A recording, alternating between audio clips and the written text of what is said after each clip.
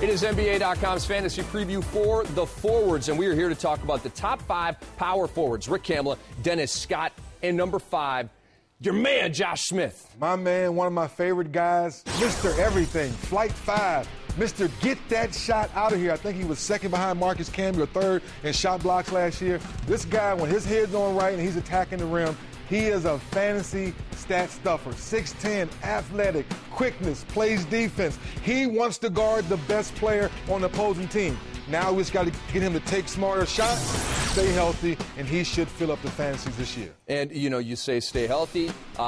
He played 69 games last year, shot 59% from the free throw line, but we love the defense. 1.6 blocks, 1.4 steals, gives you some assists as well. But I want to ask you about Josh Smith. What did he work on this summer? Because he's great, but he is a work in progress. He's a work in progress. He had to work on his mid-range game and his ball handling. I think he worked on his on-court ball handling would limit some of his turnovers. There was only 2 things I thought last year he had too much of. And number 4, we have Pau Gasol among the power forwards in fantasy land.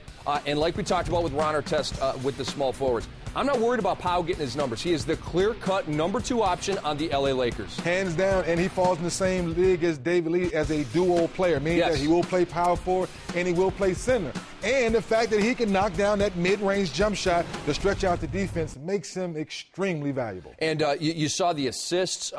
You mentioned Tim Duncan is the best at passing out of the double team for power forwards. Pau Gasol's right there with him, and the numbers prove it. He blocks shots, he steals the ball, the percentages are high. It's all good for Pau Gasol, and he's got toughness now. Toughness. It's 2-3 years ago, maybe not so much. He's got toughness now. That was the question. He was being soft, but now he's proven to people he can be tough. And having Ron Artest around him will make him tougher, believe it or not. Yeah, and they are hell-bent on winning that championship again.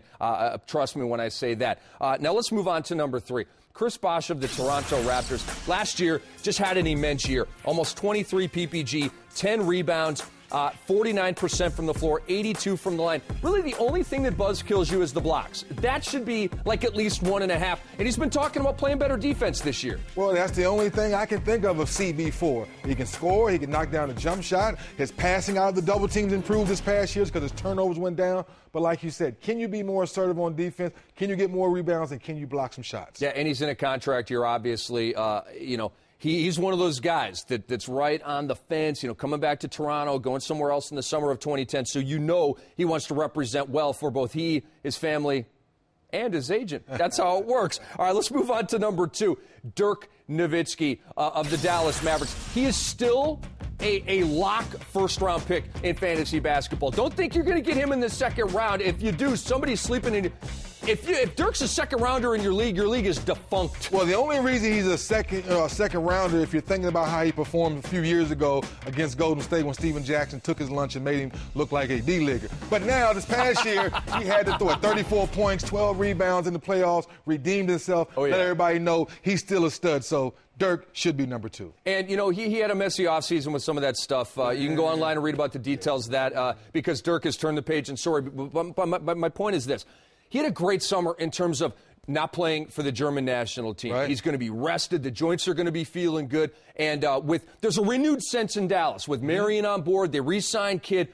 They're in this thing to win this thing again this year. So he's going to have another big year. They have to have a big year. Mark Cuban is tired of going home early, and he's spending all the money, bringing in the right players. And like you said, not playing this summer, I think, really let the body heal up, and he's very excited to play basketball again. Now, speaking of the body healing up, Amare Stoudemire reportedly is ready to roll. Knees, check. Eye, check. All systems go. And the fact that there's no Shaq in Phoenix, now it's Amare's team again. Remember the end of that season before Shaq came in? Amare was destroying people. And now it's back to Nash and Amare, the best pick-and-roll combination in the league. That's all they're going to do. I think Amare's going to have an absolutely fantastic, spectacular season. The sky's the limit. Rims around the NBA. Watch out. I look at Amare passing Shaq and passing Dwight Howard this year as having the most dunks in the NBA. There you because go. Him and Steve Nash get back to that open style offense, run the floor. If you got it, dunk on somebody's head. So watch out.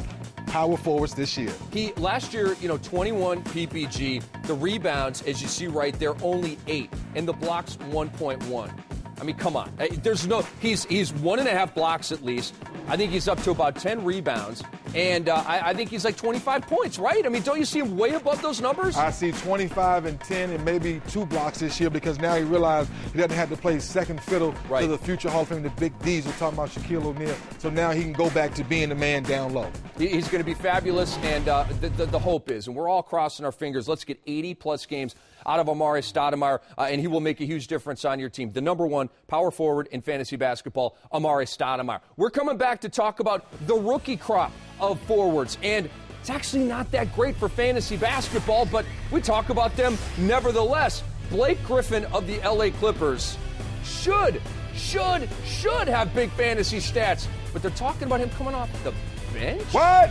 I'm the number 1 pick. Put me in, coach.